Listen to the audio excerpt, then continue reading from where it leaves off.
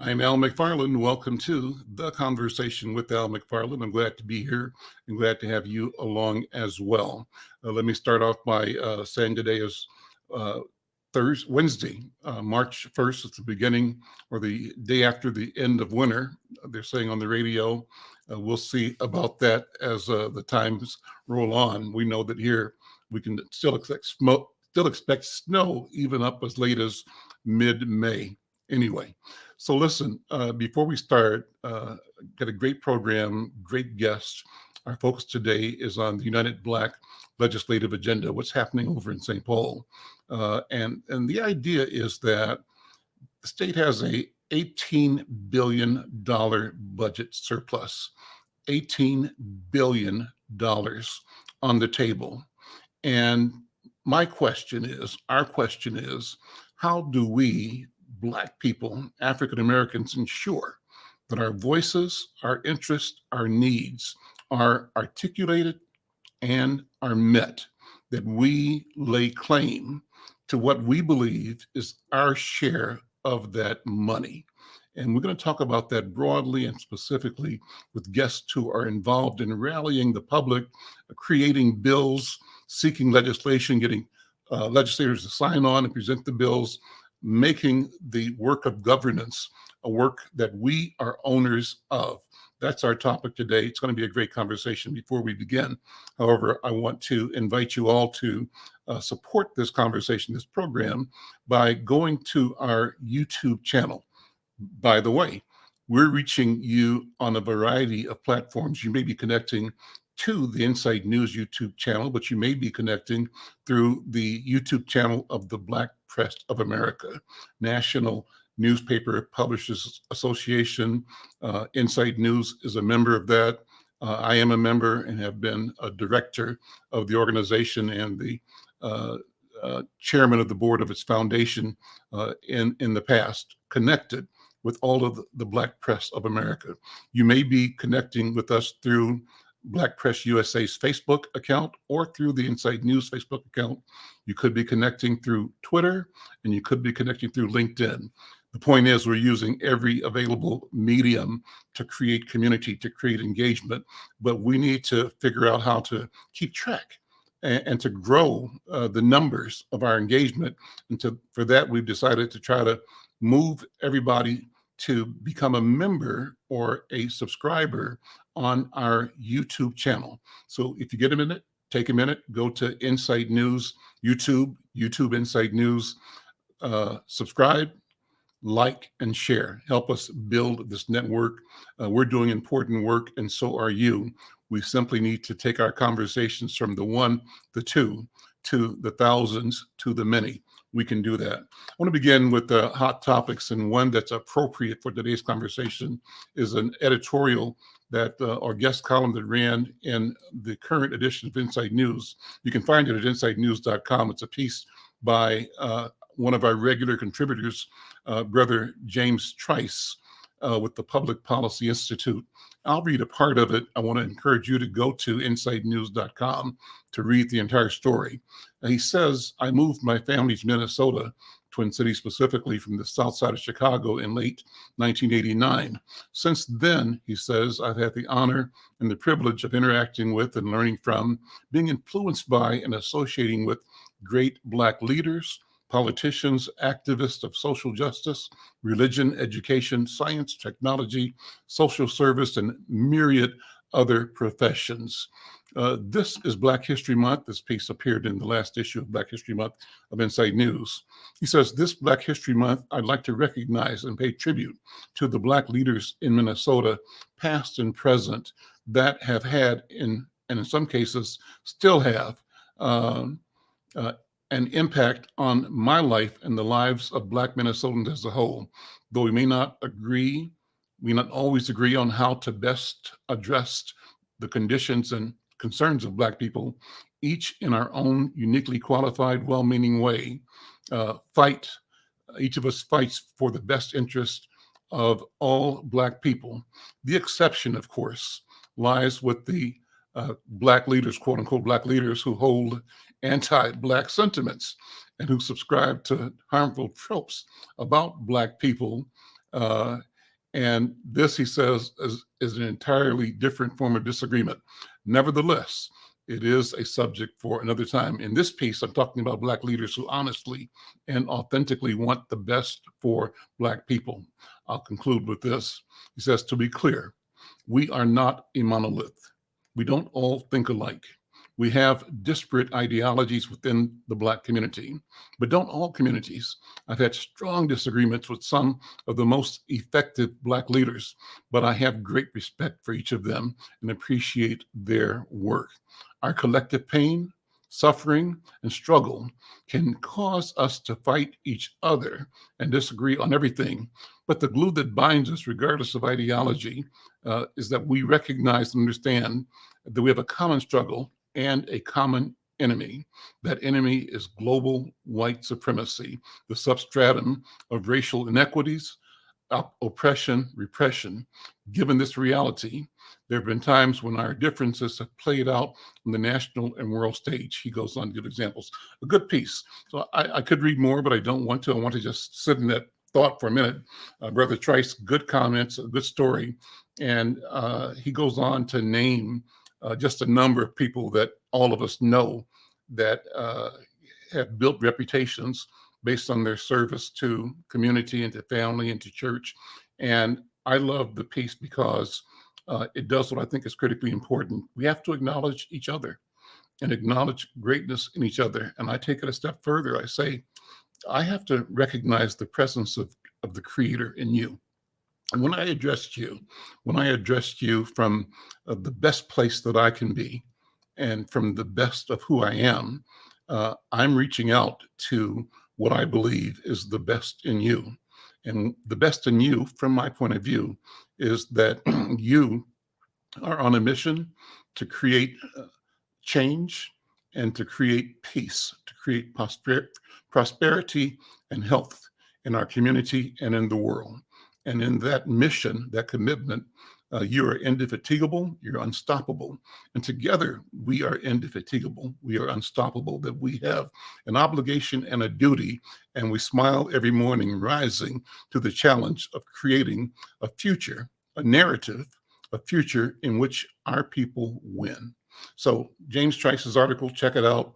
And let me encourage you to take the time to write down the names of people in your life, your community, that you believe guide you, support you. And this could include not only people that are alive and here, but what about the ancestors? What's our obligation to acknowledge them and to hear them and to understand that they are present with us right now, guiding us on our quest for freedom and dignity? Well, that's one. The second piece I want to read is a piece or talk about as a hot topic is on an important topic, and that's the Supreme Court discussion on student loans. And this is a piece that comes from CNN.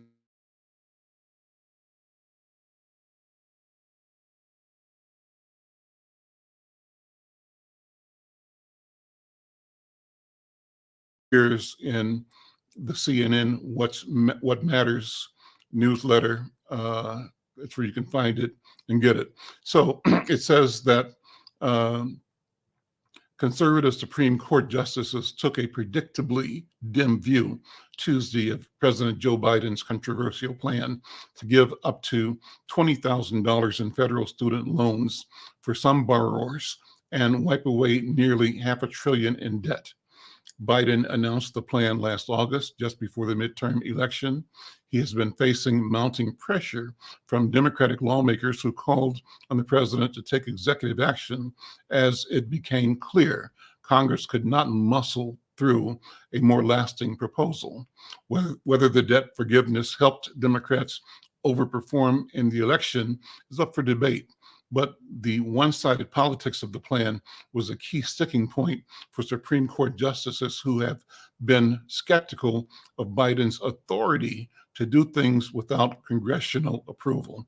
So think about that. $500 billion, an opportunity to reset the clock for a lot of people, a lot of middle-class people, a lot of people that don't have means, but people who've struggled to educate themselves, to make the investment, to take on the burden. And here is a chance to do a reset so that they're not saddled with suffocating debt, that they can become even more productive and I think be a greater support to the economy, the society. What do you think? If you think there's a need to support the president in moving forward on his proposal to eliminate or reduce student debt, hit me up with an email or a note or a comment on any of the platforms you may be watching. The third of our hot topics is at home, a local story. And the headline is that there's been a sentence delivered for the murder of the North Minneapolis quarterback, Deshaun Hill. It's a story that's in the Star Tribune on February 28th, a story written by Kim Hyatt. And the headline, subheadline says, Hill's family expressed their rage at random killings. And I want to read this one last because I want to go from here into talking about the legislative agenda and into talking particularly about the question of public safety and crime prevention. Well, this story says Minneapolis School Board has okayed a $500,000 settlement with the family of slain student Deshaun Hill Jr. That came from a January 10th action. The man convicted, it says on January 10th, the man convicted in the murder, I'm reading this wrong. Let's see. It says testimony is underway in a trial of a man accused of killing Minneapolis North High quarterback. And one second, I have flipped my notes around, but I got them here, and I'm okay. And the article says that a maximum 38.5-year prison sentence was handed down to the man convicted of murdering Deshaun Hill Jr., who's a rising football star, an honor roll student at North High in Minneapolis, who was randomly gunned down last February while walking home from school. In courtroom outbursts and unscripted victim impact statements, the rage and grief felt by Hill's loved ones was on full display for the sentencing of 30-year-old Cody Forencam. Some had to stand outside because all gallery seats were taken. A half dozen Hennepin County Sheriff's deputies tried controlling the crowd, but the pain was still palpable more than a year after the February 9th, 2022 shooting. At one point, Hill's parents were briefly escorted out by deputies after hurling profanities and insults at Forencam, but they returned as family and friends also expressed their anger over the slaying. There's a saying called, "It's a devil walking around on earth," and Cody is that person, Hill's mother said. He's the devil. He's not from our community, and he was looking to kill anybody's kid. I'll stop that. You can find that story online. Let me go from there to introduce my first guest today, and that's Brother Thomas Berry. Thomas Berry is a principal at the Black Civic Network. And today, Thomas, along with our colleague Cynthia Wilson, and perhaps we'll be joined by one more person, want to talk about the United Black Legislative Agenda in general. But I thought this was a good talking point, a starting point, because our community is so beset, not only by crimes like this, by people from outside of our community, but crimes committed on our community by the police, by law enforcement, and also crimes committed in the community that we commit against each other. And so let's talk about the whole question of public safety and public policy and public safety, and what things are being presented by the United Black Legislative Agenda to address the question of safety in our community. Well, thank you for having me on, Brother Al.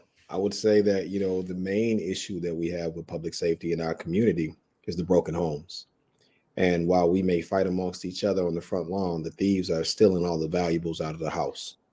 When we see what happened to young brother Hill and the way he was murdered, you have to remember the initial reaction was that he was murdered by someone who looked like him because of the violence that takes place inside of our community. We never thought it was a white shooter.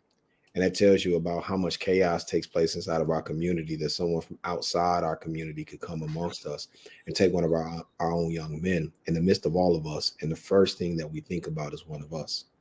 That goes back to the shootings that happened to the young children who have been outside playing, who have been shot in the head. And in a few instances, we haven't found the murderers of those children. Mhm. And so what the UBLA is doing is talking about how we can come together as a united group, put forth legislation that's going to help our community and create some of those institutions so that we can tackle institutionalized racism. Is it the end all be all? No, sir.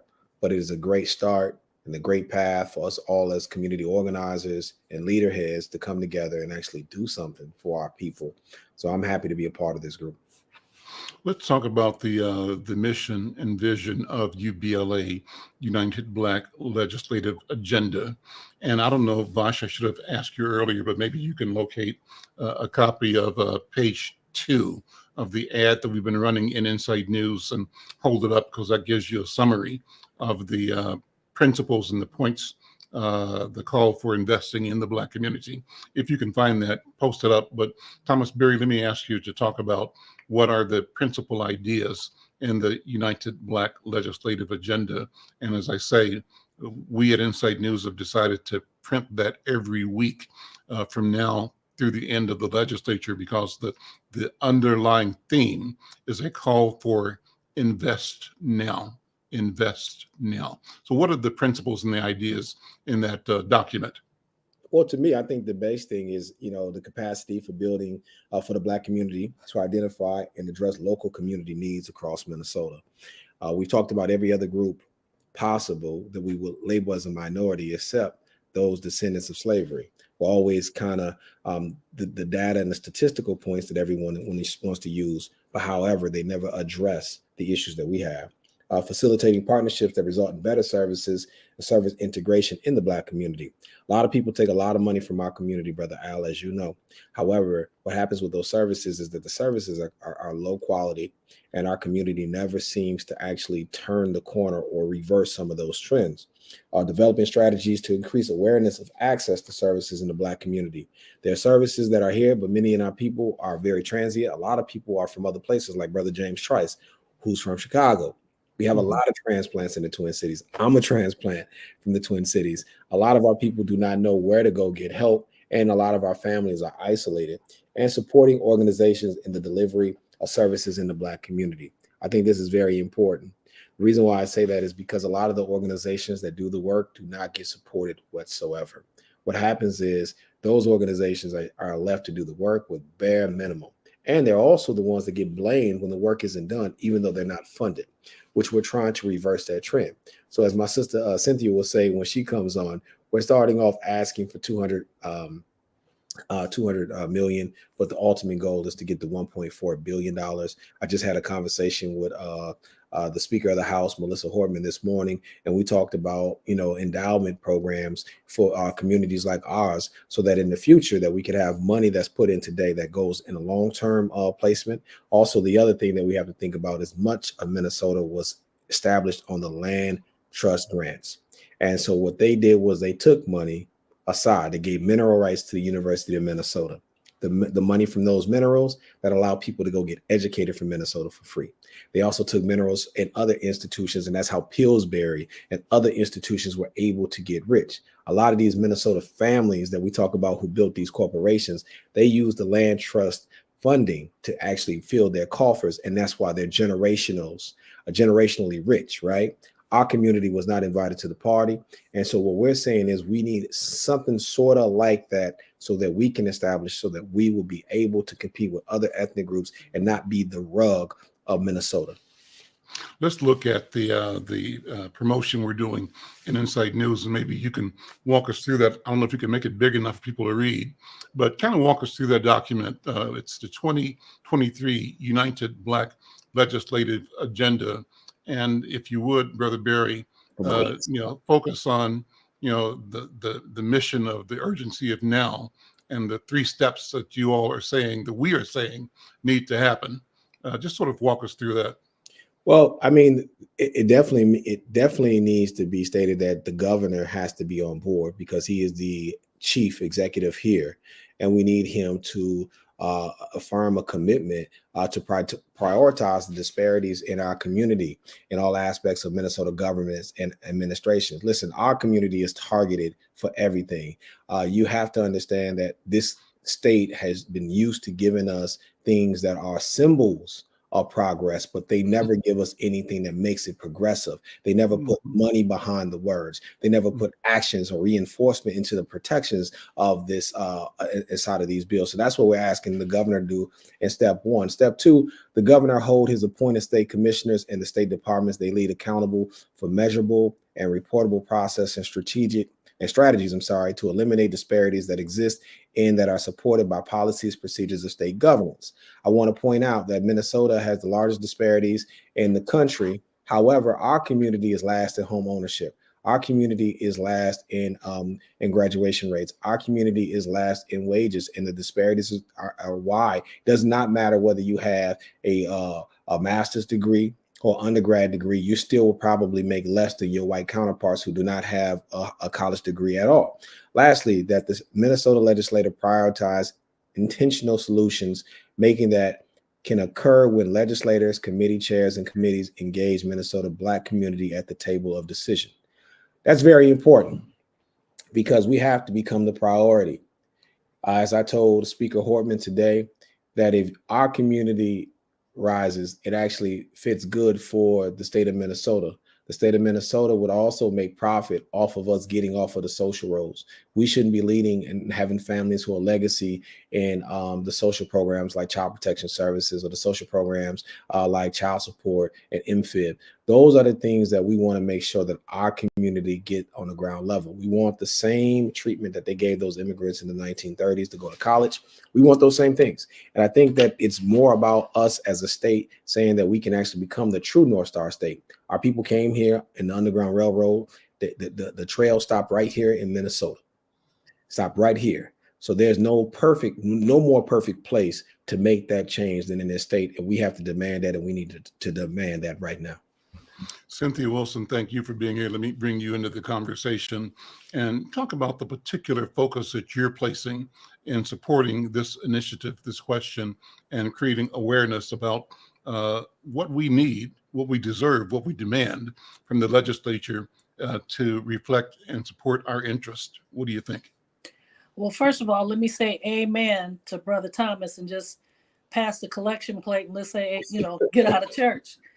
I mean, he hit the hammer on the nail. And the area that I'm going to be focusing on, first, let me say this. I want to send some kudos out to Al Flowers, because the work that this brother is doing is amazing. And I know sometimes he's not really given his flowers while he's here.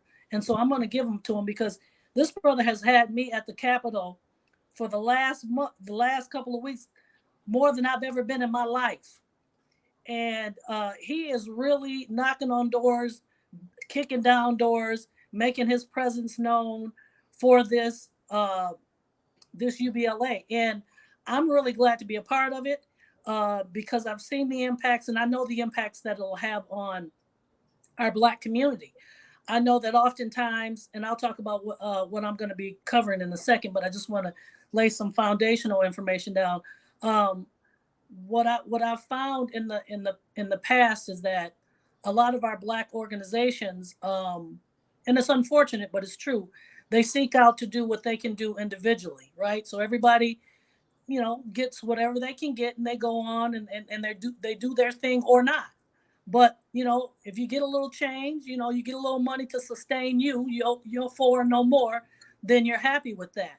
But what this UBLA is talking about doing is talking about getting all of our Black entities, agencies, organizations, everybody and for us to tell our story the way we know how to tell our story. Nobody can heal us but us. That's right. And for a long time, our narrative has been dictated and determined by white folks, right? So white folks get this money, they hire on a few black people, and they say, okay, you can do this, but you can't say that, you can't do this. And then if we say this is for black people, they'll say, oh, you mean BIPOC? No, we mean black. Or if we say this is for black, they'll say, oh, you mean people of color? No, we mean black. So our narrative has been dictated and changed so much that now we are left to get the scraps because everybody else is saying who they are. We're from the African descent. So Somali folks come here and get that money and get houses and get businesses and whatever else. The Asian population, same thing. Come here, get all this money, do their thing. Latinos, same thing. The only population who gets dictated is the black community. And we're saying enough is enough. Nobody else gets to dictate to us who we are, what we do, what we need, how we need it, and how to get it done. So by asking for, and quite naturally, frankly, I believe that I asked for a little less. I should have asked for $5 billion because our taxes is 4-point-something billion that we pay out. So if you think about that, we're asking for a fraction. We asking for $1.475 billion, which some folks have said, oh my goodness, that's too much. Y'all crazy. Why y'all asking for that much? People who say that don't know the value of black folks. That's right. Actually, we're priceless, right? So that's just a little scratch of the surface saying what we need to get us started to help sustain us. But it won't make us whole, and Brother Thomas can get into reparations, right?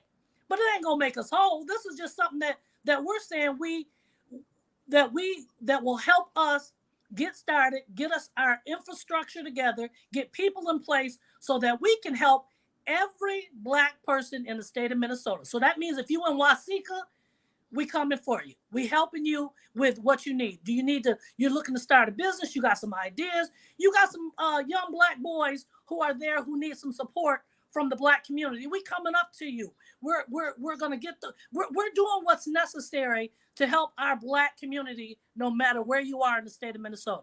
Now, Governor Walz has to get on top of this because what he's doing, don't get me wrong, there's some good things that he's doing, right? But this could be historical because what we're talking about is reframing what Rondo Days did, right? The whole idea of black owned, black wealth, housing, education, developing stuff for us. But we're tweaking some things and we're making it better. And so that's what the UBLA is about. And the area that I've been working with, actually I've been working with all of them, but the area that I've been kind of focusing on is education because I think education is vital to the success of our black children. I was just at a expo at Cooper High School, and we had a table there for the NAACP. Do you know not one of those kids knew what the NAACP was? Unbelievable. Unbelievable. Now there was a couple who said it's some national thing, right? So we, every kid that came up, we made them Google it and find out what it was, what it stood for, and they didn't even know about the Black National Anthem. And there's about 5 students who said they're looking at going to black colleges. I said, you ain't even gonna be accepted if you don't know about the NAACP or the Black National Anthem. But I said that to say this. After they left, everybody who came to that table, they knew what it was, what the Black National Anthem was. They got some little trinkets, some little swag gear to go with them. And I said, every time you use this or wear this, you recognize who this is. And I talked about them being black kings and queens and their heritage and being, confident in their skin, which, a lot of them didn't even know that black students wasn't even at Cooper High School years ago. They didn't know that. They was like, oh, really? So I'm just saying education is vital. And if our babies don't even know their history, their chances are they're going to be destined to repeat it. So we have to give them the information that they need to be successful. And I'm not just talking about the NAACP and the Black National Anthem, but I'm just saying those are some things that they should know about, right? And so when we're talking about education, we look at stats and numbers, and we see that the numbers for Black students, they're so low. It's a shame, is what it is. And don't nobody care. These white teachers don't care. So we're looking to get start out with this $200 million, and out of the $200 million, $50 million is going to go toward education. And with that, we're going to help provide some after-school resources, some tutoring resources. We're going to help with teachers, because we found out from a lot of teachers out of state who have their licensure, they can't come and apply to be a teacher. They have to do go through all of these hoops to become a teacher. So we're trying to rectify some of that language so that these teachers who have license from different states, Black teachers, can come in and apply and get jobs with the Minneapolis Public Schools. We're also looking to help with teachers, Black teachers who are currently on board, who are looking to go back to school, and we would pay for their schooling so that they can go back and advance, so that they can advance into the system. Because a lot of times, last one hired, first one fired. We know the drill. So we're trying to provide some resources to hire on new Black teachers and staff, paraprofessionals, and make sure that they have what they need to be successful. And in order for that to happen, we need the funding. And so we have this surplus, and we're telling the governor, it's good what you're doing. Thank you. Yep. You have these diversity things that you have out there, but we're saying we want you to focus on the Black folks. We ain't talking about other people, brown people. That's nice. We talking about Black people and in the Black communities. And if you look historically in the inner cities all across the countries, even if you go overseas, which I was in the Philippines, you go to these inner cities, you will find crime, and you will find just people just trying to live. They're trying to make it, right? But if you provide some resources, because they're talking about, people like Black on Black crime, and people are doing this, and they're doing it because people are trying to survive. And the drugs is this, and yes, the drugs are. People are trying to make $1 out of 15 cents, right? But if you provide these folks with some resources, I'm just talking about some basic resources, some housing, give these kids some good education, where they see people in the schools that look like them. Because if you think about it now, and I'm not saying this was just in the South, because I'm from Michigan and I had Black teachers, and them teachers made sure that they was on the Black students. They made sure we was getting our work done. They made sure that we were in every program that related to anything with possible scholarships or money. I think we lost Cynthia for a second there. Thomas, jump in till she comes back in. You're back now, Cynthia. Go ahead, Cynthia. They were motivating. They were encouraging. They were making sure that we got what we needed to be successful. Right now, you look at these schools. A lot of these students don't see people that look like them, but they got teachers that's telling them, "Oh no, why don't you try being this? Oh no, you'll never be a lawyer. That's, why don't you try this?" So we need in our schools people that look like our Black students, and that can relate to them, and that can provide them that same encouraging word. And go back to the whole mentality and mindset of a village. That whole village mentality. It takes a village to raise. I know it say a child, but I say it takes a village to raise a family.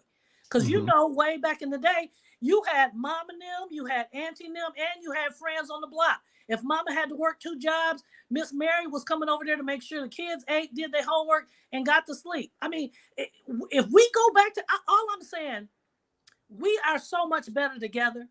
And the only problem is we don't know it. So we so quick to get what we can get so we can look like them, that we ain't worried about nobody else. And I say this, and I mean this from my heart. If I have $100 and Brother Thomas has $5, we have 105. He don't just have 5 and I have 100. Together we got 105. See, but people don't want to work like that no more. They want their 100. I bought 100 in, and I wanted to do. No, we're trying to. and this is biblical too. You know, we got to learn how to raise our families together. And this is what I believe this UBLA is about. It's really about working towards development in every capacity so that when we get the things that we need, that will help sustain us to be vibrant and to grow and develop our babies that are coming up. Thomas We Berry. ain't asking for no handout.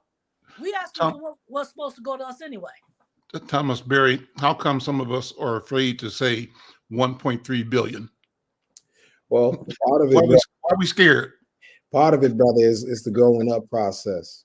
And as Amos Wilson stated, we have to be comfortable with other groups being uncomfortable with our progress. Yes. Problem is we don't want to make people uncomfortable.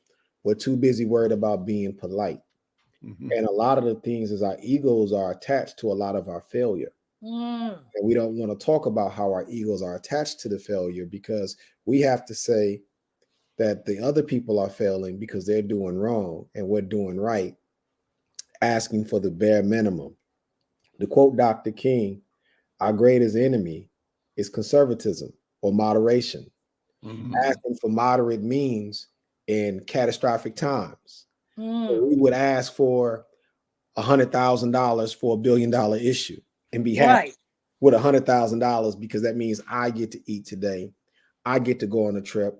But no matter what's going on with the McFarlane family or the Wilson family or the Flowers family or the Smith family, we don't care about that. And we know that they're willing to give us that money without argument because it doesn't fix the issue. And so we have to get into a space where it's okay to make the big ask. We got big problems. We don't have small problems. We got major issues. And so if you had a patient that was sitting on a table inside of an emergency room with 6 bullet wounds, you wouldn't say, can I get Band-Aids, would you? Can I get an aspirin? Can I get an aspirin, right? You know, you're going to start the procedure to try to relieve some of that trauma to the body. Save my life. Save my life. And that's what it's supposed to be, a big ask at that point, right? Because we're talking about your life. And so I think that a lot of our leadership, unfortunately, have been used to asking for small things, getting small personal gains, but not necessarily looking back and saying, well, we're 20 years later talking about the exact same issues. Yep. And I keep asking for these small bits, but it's not changing. But my ego, because the community is going to present me with awards, people are going to thank me for doing all of these nice photos because I'm not really doing those services, but I got great photos. I got great stories to tell, but I don't have a story about how we changed the generation. And so now we're into this generational thing. And one last piece, because I told this to Melissa Hortman, the Speaker of the House. Great people are not of the past. All of us have the potential to be great. Do we have the courage to be great is the issue. The difference between those in the past who we consider great is that they had the courage to push the limits. We ask for small things because we are okay with being fine. We're not okay with being great. Today is the time to really become great. Cynthia, you want to add to that? Yeah, I'm sorry. I missed some of it because of my phone. Okay, go ahead and get situated. And so, Thomas, take a minute to put in context the way you're working by describing the working mission of your organization, the Black Civic Network.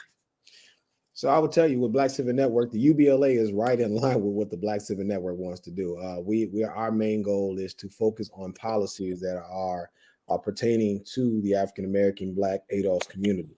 Part of what we've been saying since we got started is that our community has not been the focus. However, we are the ones that are leading all of the disparities. Even when you add and couple the Native American community to our community, their community still has reservations. They still have money from casinos, a large portion of them. We have no set revenue for the African-American Black ADOS community that's set in this state that gives us any type of shelter. We don't have any type of seed money.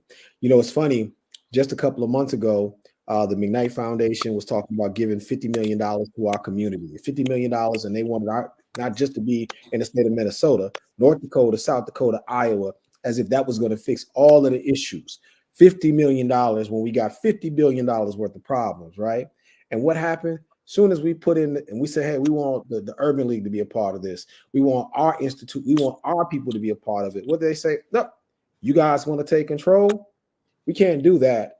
We need you guys to come with a BIPOC organization so we can feel safe about it, because that's part of the issue.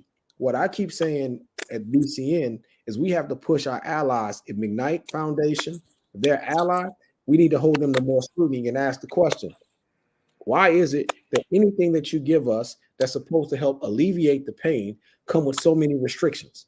The main restriction, we don't get to dictate our own success. You still want to treat us like a baby. Mm-hmm. You still want to treat us like an infant. And we're saying that we want to get up off the ground, stand on our two legs, and we don't want to keep coming back to you, asking you for money. Matter of fact, since you are giving us money based off an endowment that you set aside, well, you can pull $50 million in interest on a biannual basis.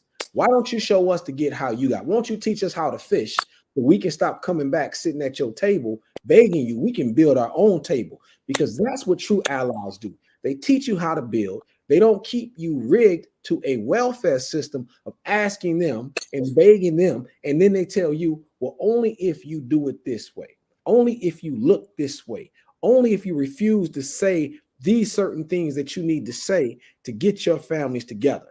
We gotta do away with that. So that's the mission with BCN, and that's what I love about this UBLA. I love the fact that Sister Cynthia Wilson is at the table with Brother Al Flowers, because I'm gonna tell you, people talk a lot of things about Brother Flowers, but one thing I love about him is that he's not trying to get rich. We have a lot of leadership here who's trying to get rich based off of the ills of our people. Yeah. A lot of these folks, Brother Flowers is just an equal fighter. He's going to fight for his folks, and he don't care where the fight is. He going to show up and he going to put up those boots. So we got to salute that brother with that. And I'm going to stand next to him and Sister Wilson and the rest of the collective, because that's what we have to do as a people moving forward. Well, I've often said this is what I call an Al McFarlane-ism. The problem in part is that they get the money, we get the misery. Our misery becomes a business for them. They are incentivized to keep us in misery. Our misery is a pool of unending revenue. It's a source of business, of sustained growth and opportunity. And it's like my father used to work in a packing house, and he talked about having been a farmer before he got in that labor area. He talked about how farmers would take a cow, for example, where they drink blood and tap the neck of the cow and get a cup and drink that. Then the cow is free to keep on living and producing blood every day, right? So on the one hand, our community is in that position. We get tapped and we get kept. But the blood that comes from us sustains white supremacy worldwide. They get the money, we get the misery. Their job is to manage our condition of misery, and they do it to their profit. How do we break that? I think conversations like that, like this, put us in that direction. And I say that we have to begin to declare that our health is our business. Yes. Our home ownership, our wealth is our business. Our education, Cynthia, is our business. Our governance of a community is our business. We have to have an attitude that understands the flow of revenue through all the operations of organized society and ensure that our people, and as you say, Brother Barry, not just one and two, not just the gatekeepers, not just the tokens, but broadly, expansively, our people are involved at all of the processes and the benefits of being problem solvers. We have to see ourselves not as the problem, but as the solution. And where there are problems, we have to rethink and reorient our perception of ourselves to say that we are here. Our mission is to solve the problem. We are problem solvers. And in doing so, we reap the benefit not only in improved health, improved education, improved civic engagement, improved artistic creativity, home ownership, wealth, etc., but in every aspect, we see improvement because we are equity players. We own our future, our space, and the revenues associated with that, revenues that build our community. Think of this, one last comment, and I'll pass it to you, Sister Cynthia. Like everybody else, I would love to be the recipient of a pill that if I take it, I won't get cancer, right? And cancer becomes no more a worry. I just take my pill once a year. And so our society and the world health system is moving in that direction. Mayo Clinic, for example, a major world-class research institution working on cancer in particular, among other things.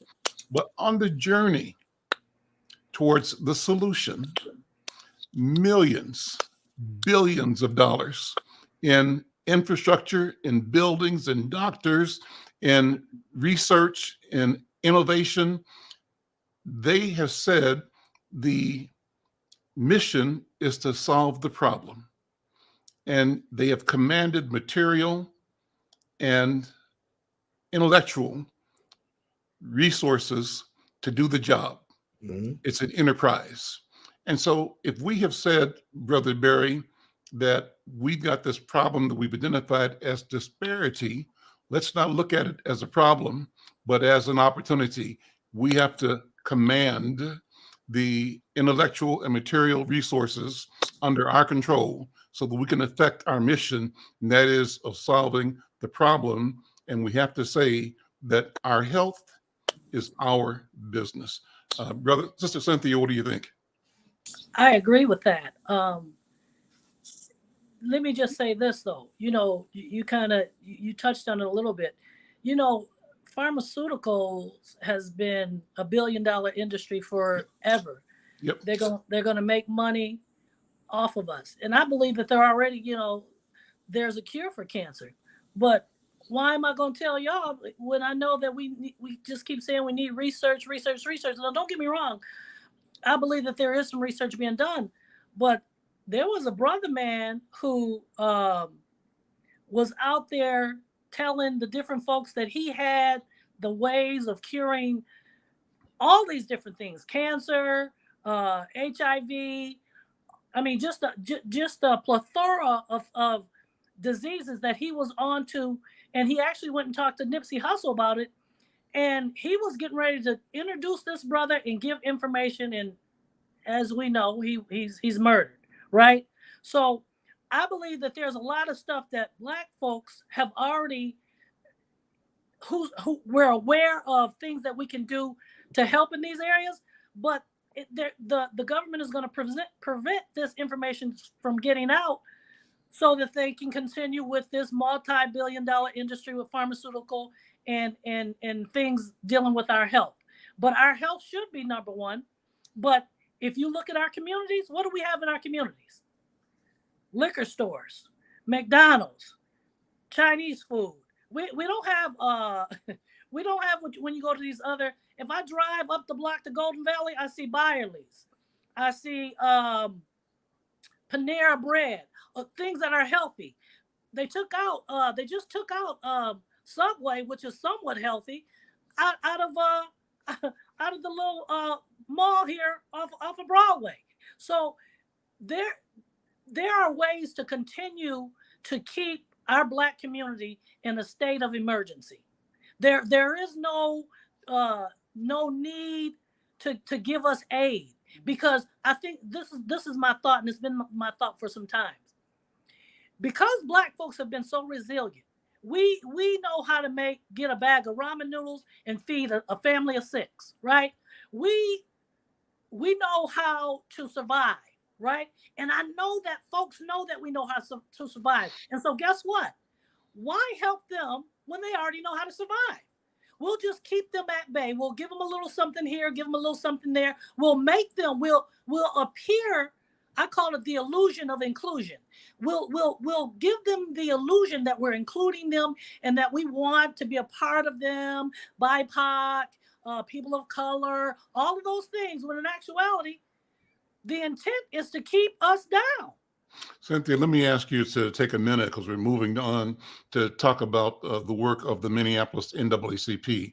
And it didn't surprise me, but it hurt me when you reported at the beginning of the show that you were with children and asked how many knew what the NAACP was, and many did not. And so talk about where we are now organizationally, if you want to bring up, the power and the history of the organization, both nationally and locally. But what is the burning mission of the organization right now? And I think you've already said that in terms of supporting UBLA, but let you talk about that for a while.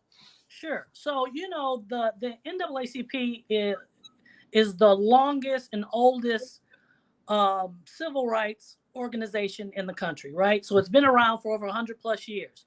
And I have to say, I knew about the NAACP, and until something happened to me at my job that I needed some additional help, and I was trying to seek out ways of getting that support. And during that time, I think there was a turn in leadership back in, I want to say, maybe 2008, maybe. I'm not sure. I can't remember, but it might have been a little later than that. But either way, it was when Nakima had came on board, and some things were happening with the Minneapolis Park Board.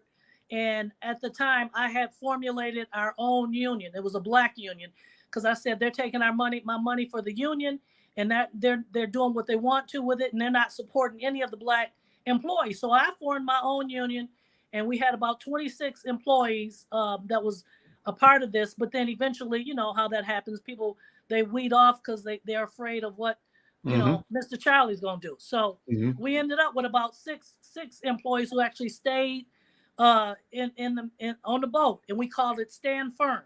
So I just wanted to give you some little history. So I ended up reaching out to the NAACP, got some help from them, and then that's when I was like, you know what, I'm gonna join. I'm gonna be a member, and I'm gonna be a part of this. I want to take action. If they were willing to come and support and do some of the things that they did to bring some light to the issues that were going on with the park board, then I want to be a part of that. So I went from being a labor and economics chair to then the treasurer, and then to vice president, and then currently president. So within those, I want to say the last 8-9 years, we've had a turnover of leadership. And now here's the deal. People can say whatever they want to say about this leader and that leader and whoever. That's just what it is. They use it for their own platform, yet whatever it is. And I can't say what each person was doing, what they was doing, but I know when I was there, I felt a part of something, and I felt that we could really make some significant change in Minneapolis. Now that's my thought. That was my thought, and that was my reason for joining. And then as I got into it, I was like, no, we can be impactful in the whole state of Minnesota. And I thought, well, if I ever decide to be in the leadership position of president, then I want to re-engage the Black community. So that's been our theme and our focus, to re-engage the Black community, so that people who had a problem with Al McFarlane 10 years ago for something that happened at some meeting, and they still mad with you, and they saying, well, if Al gonna be at that meeting, I ain't gonna go. Really? This is 15 years ago. Yeah. So what can we do to patch up whatever that disagreement was, so that Al and Mary can be at the same meeting for the same cause of the UBLA, right? How do we get that to happen? So we decided to have what's called these healing circles. So every first Thursday of the month, which is this Thursday coming up at our office, we have healing circles. And it's to mend and bond any disagreements that we may have had with any organizations in our Black community. So if you've been mad at Sister Mary with the Black Power movement, then you come and just tell your story, get it off your chest, and let's patch it up and move on, because we're better together. Now, if some folks ain't adult enough to do that, some folks is taking they wounds and to the grave. And if that's what you do, that's what you do. But this UBLA is about folks that's really intentional, and I love that word, because that means I'm going to do whatever it takes, as Malcolm X said, by any means necessary, to make this thing work, right? So we're going to the Capitol on Friday to say just that.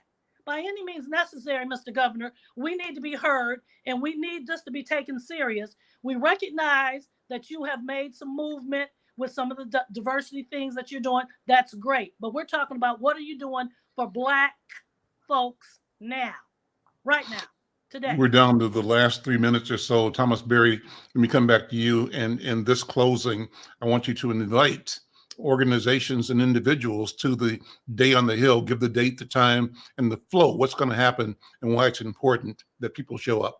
Well, I want to invite people. Who can come? Who can come? Everyone's invited. It's the People House on March 3rd. We're telling people to be there at 8:30. 8:30. Plan to be there till 11:30. At where? At the state capitol, the People's House. Your taxes go there. We want you to be there. The governor is supposed to speak at 9, but we want you to be there at 8:30 so that we can make sure that you get, if it's posters you need to hold up, if it is flyers that you need to know, we want you to understand why you're there. We want you to be able to have all of the information from all of those folks, because the UBLA will be there, but we're also asking other people who have bills that they're presenting for the Black community to be there as well, as African American Lobby Day. So we want you to be there to represent. We want to come together as a collective. We can do it. And my biggest saying is, don't meet us there, beat us there, because we've been doing the work behind the scenes so you can travel light. You don't have to bring much but yourself. The work is already there. We just need you to attend, know the numbers, get activated, get educated, and let's make this happen. I got about a minute or so left. Quick to both of you. You both acknowledge that you're not from Minnesota. Give me the 30-second story of where you come from, Thomas Berry, and whose shoulders you stand on. Well, I'm originally from South Bend, Indiana, which is on the border of Indiana and Michigan. My father is a Michigan man himself. So I'm really from a place they call Michiana. But I will say that I am South Bend's son, but I'm Minneapolis's nephew. So I've been here for over 30 plus years. So I stand on the shoulders of the people in both places. They've both been good to me, and I learned a lot, and I became a man here in Minnesota. So this is home. Same thing, Cynthia, a 30-second story on who is Cynthia Wilson. Whose shoulders do you stand on? I'm here by way of Lansing, Michigan, same high school as Irvin Magic Johnson.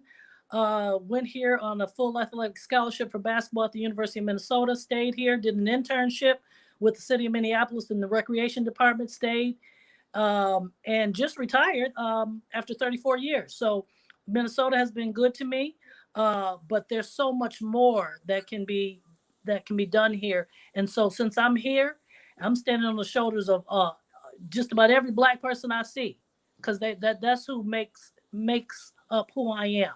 Of course, it's my family and the foundation and my spiritual side, but it's every Black person that I see, because we make up history.